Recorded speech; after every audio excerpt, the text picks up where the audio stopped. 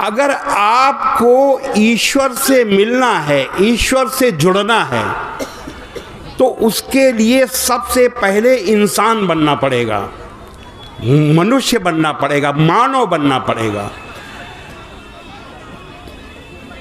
सनातन धर्म के अनुसार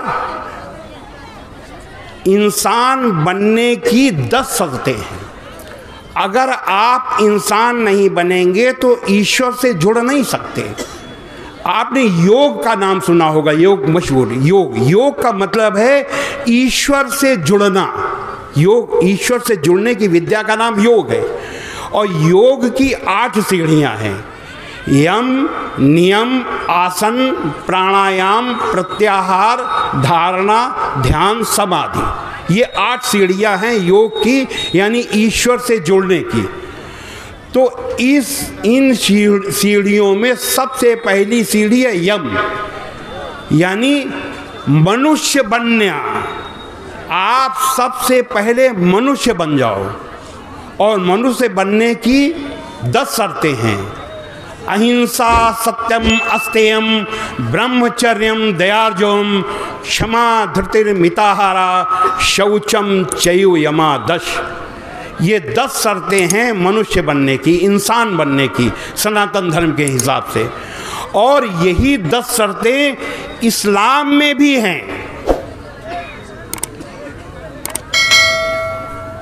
कुरान की एक हिकमत है। क्या हिकमत है अल्लाह की? सूरा 3 आयत नंबर 32 में है कि आओ एक ऐसी बात की ओर जो हमारे और तुम्हारे बीच समान है। तो इस हिकमत को लेकर के ही हिंदू मुस्लिम एकता हो सकती है।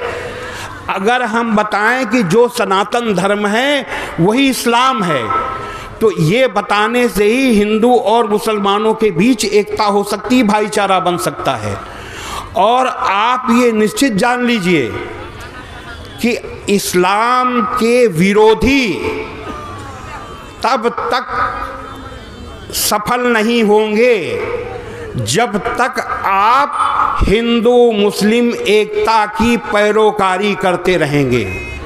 जिस दिन हिंदू मुस्लिम एकता की पैरोकारी करना बंद कर देंगे, उस दिन इस्लाम के विरोधी आपके ऊपर सफल हो जाएंगे।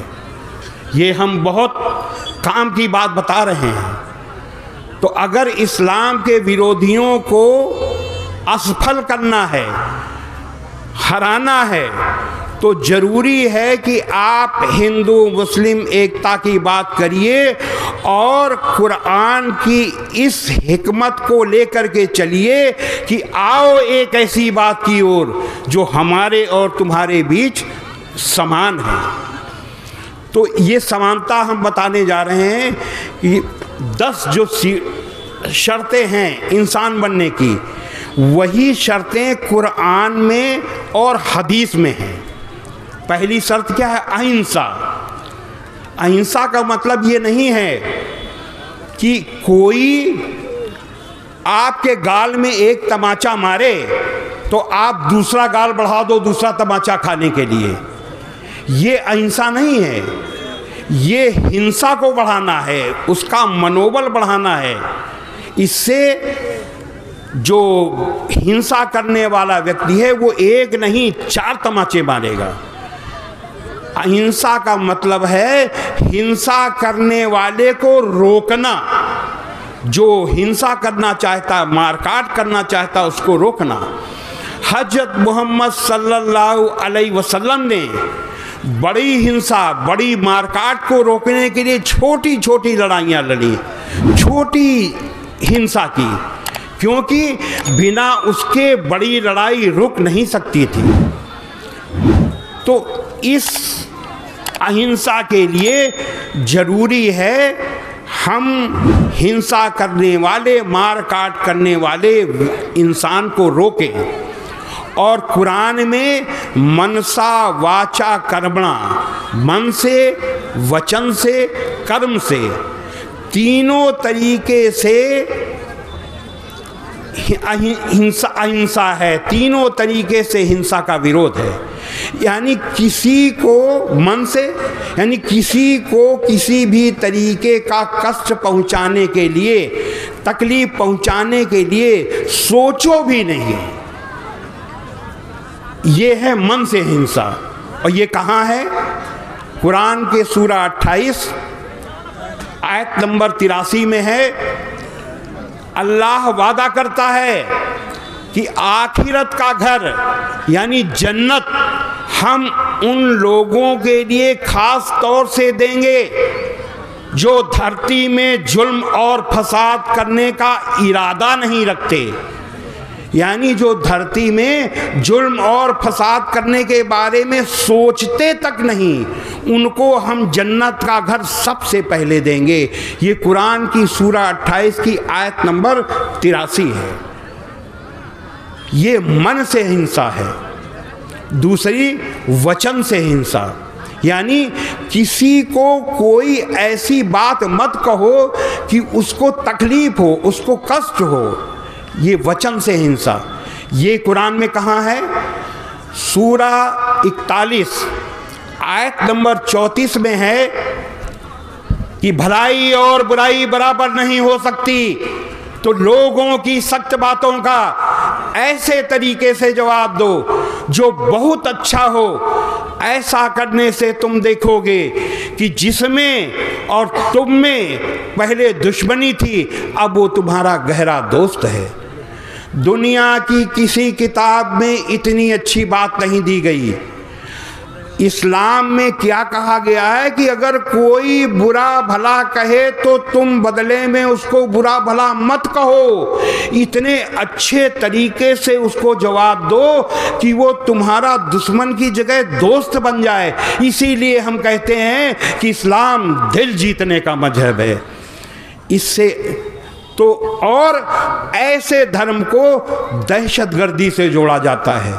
लोग जानते ही नहीं हैं, न मीडिया जानती है, न लोग हिंदू जानते हैं अधिकांश, और न अधिकांश मुसलमान जानते हैं कि हम कैसे बताएं कि इस्लाम क्या है।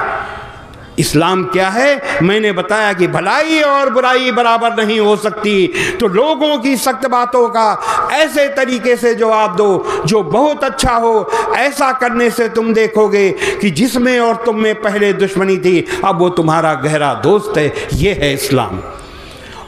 मन से हिंसा, वचन से हिंसा, कर्म से हिंसा।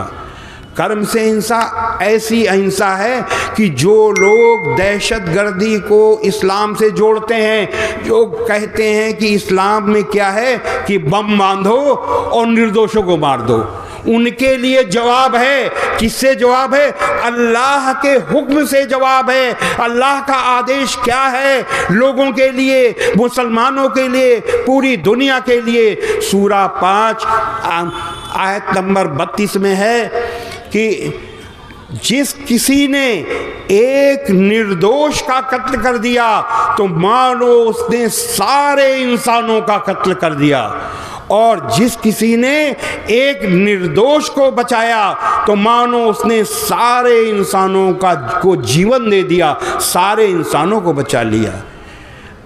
ऐसी बात दुनिया के किसी भी धर्म में नहीं। हमने सारे धर्म को पढ़ा, किसी धर्म में नहीं है। इसके बाद भी इस्लाम को दहशतगर्दी से जोड़ा जाता है। क्यों? क्योंकि इस्लाम की ये अच्छाइयाँ मुसलमान खुद ही नहीं बताता, न तो मीडिया को बताता है और न गैर मुस्लिमों को बताता है। इसका दोषी खुद मुसलमान है जो अल्लाह के इन हुक्मों को बताता नहीं है। ये मैं पूरे हिंदुस्तान में बता रहा हूँ, ज़बानी बता रहा हूँ, लिख करके बता रहा हूँ। ये बताने की सबसे ज़्यादा ज़रूरत है। अगर आपको दुश्मनाने इस्लाम को पराजित करना है, अगर आपको इस्लाम का झंडा बुलंद करना है, तो इस्लाम की इन अच्छाइयों को बताना होगा। तो ये है इस्लाम की अहिंसा